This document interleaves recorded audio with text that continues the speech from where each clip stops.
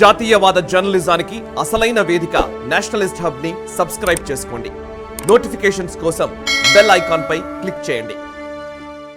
నమస్తే, welcome to Nationalist hub. ఒక భావజాలానికి పదే పదే ప్రచారం కల్పించడం ద్వారా దాన్ని ప్రజల్లోకి బలంగా తీసుకెళ్లవచ్చు. తన భావజాలాన్ని పూర్తిగా నమ్మని ప్రజల చేత కూడా నమ్మించే ప్రయత్నం చేయవచ్చు. సరిగ్గా అదే ఇప్పుడు జరుగుతుంది. దేశమంతా ఒక్కటే, వీలైతే అఖండ భారతావనిని కళ్ళారా చూద్దామనుకుంటున్న దేశంలో ఉత్తర భారతం, దక్షిణ భారతం అంటూ ఒకరు, భారతదేశం అంటే రాష్ట్రాల సమూహం అంటూ మరొకరు.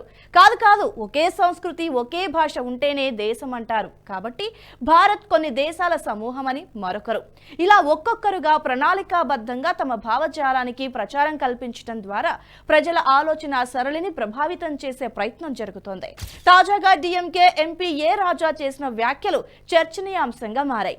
ఏకంగా భారత్ ఒక దేశమే కాదు అనే స్థాయికి చేరుకున్నారు. ఒకే సంస్కృతి, ఒకే భాష ఉంటేనే అది దేశం అవుతుందని, భారత్లో విభిన్న సంస్కృతి ఉంటుంది కాబట్టి ఒక దేశం ఎలా అవుతుందని ఏ రాజా అన్నారు. తమిళనాడును దేశమని వ్యాఖ్యానిస్తూ దాన్ని ఇతర ప్రాంతాలతో కలపలేరని అన్నారు. భారత్ అంటే ఎన్నో దేశాల కలయిక అని చెప్పారు. రాహుల్ గాంధీ భారత్ అంటే రాష్ట్రాల కలయిక అన్నాడు. దేశాన్నే కాదు, శ్రీరాముడి పైన విమర్శలు గుప్పించారు. రాముడు వీరికి శత్రువట. తమిళనాడు ప్రజలు రాముడిని, రామాయణాన్ని ఏమాత్రమూ అంగీకరించరని అన్నారు. ప్రస్తుతం ఏ రాజా సదరు వ్యాఖ్యలు చేయటం వెనుక బలమైన కారణమే ఉంది. దేశవ్యాప్తంగా మరో 2 నెలల్లో ఎన్నికలు జరగనున్నాయి. ఇప్పటికే పార్టీలన్నీ లోక్సభ ఎన్నికలకు కసరత్తు ప్రారంభించాయి. ఎన్నికల కమిషన్ నోటిఫికేషన్ విడుదలకి సమాయత్తమవుతోంది. కేంద్రంలోని అధికార బీజేపీతో పాటు ప్రతిపక్ష ఇండీ కూటమి నేతలంతా వరుస ర్యాలీలతో ప్రజల్లోకి వెళ్తున్నారు. ఈ సమయంలో విపక్ష ఇండీ కూటమి నేతలు పదే పదే దేశ విభజన వ్యాఖ్యలను వల్లెవేస్తున్నారు. కొద్ది రోజుల క్రితం కేంద్రం పార్లమెంట్ లో బడ్జెట్ ప్రవేశపెట్టింది. ఆ సమయంలో కూడా యావత్ దక్షిణ భారతదేశ సీఎంలందరూ ఢిల్లీ జంతర్ మంతర్ వేదికగా ధర్నాలు చేశారు. కేంద్రం దక్షిణ భారతదేశంపై వివక్ష చూపుతోందని Karnataka CM Siddaramaiah, Kerala CM Pinarayi Vijayan, Tamil Nadu CM MK స్టాలిన్లు ఒకరి వెనుక ఒకరు ధర్నాలు చేశారు. కేంద్రం దక్షిణ రాష్ట్రాల ప్రజలపై వివక్ష చూపుతోందంటూ నిధులన్నీ ఉత్తర భారత రాష్ట్రాలకే తరలిపోతున్నాయన్న వాదనతో ఈ ధర్నాలు చేపట్టారు. దేశం అంటే అభివృద్ధి చెందిన రాష్ట్రాలు మాత్రమే కాదు, కాశ్మీర్, ఈశాన్య రాష్ట్రాలు వంటివి కూడా భారత్ లో భాగమే.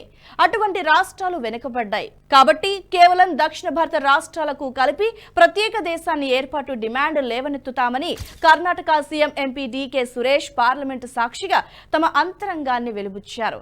కాంగ్రెస్ పార్టీ కంటే డీఎంకే ఒక అడుగు ముందే ఉంటుంది. హస్తం పార్టీ ఇంకా దక్షిణాది రాష్ట్రాలకు ప్రత్యేక దేశం వరకే ఆగిపోయింది. డీఎంకే మాత్రం ప్రతి రాష్ట్రాన్ని ఒక దేశం చేయమనే స్థాయికి వెళ్లిపోయింది. ప్రతి రాష్ట్రానికి ఓ ప్రత్యేక భాష ఉంది కాబట్టి భారత్ దేశాల సమూహం అని చెప్పేశారు. నాయకులు ఈ వ్యాఖ్యలు చేస్తే ఇక మీడియా చూస్తూ ఊరుకుంటుందా?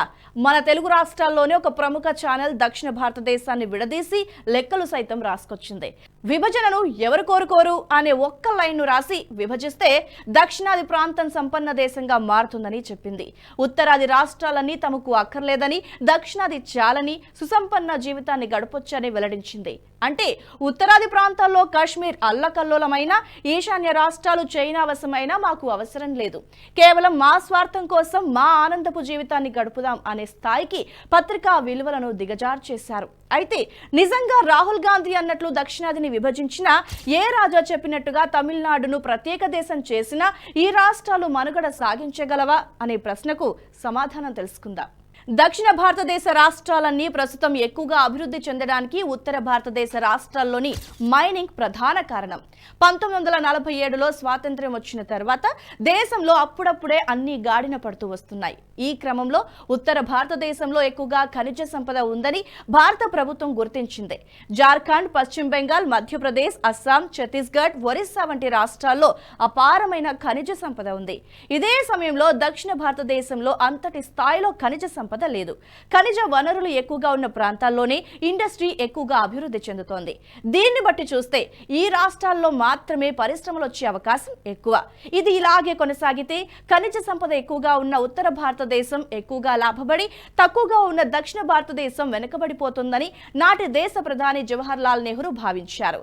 దీనివల్లే 1952లో ఫ్రైడ్ ఈక్వలైజేషన్ పాలసీని తీసుకొచ్చారు. దీని ప్రకారం ఖనిజ సంపదను దేశంలో ఏ ప్రాంతానికి తరలించినా దానికి తగిన సబ్సిడీ లభిస్తుంది. అంటే ఖనిజ సంపద ఎక్కువగా లభించే రాష్ట్రాల్లో పరిశ్రమలను పెట్టినా, దేశంలో ఇతర ప్రాంతంలో పరిశ్రమలు పెట్టినా వాటికి ముడి సరుకు రవాణా ఖర్చు ఒకేలా ఉంటాయి.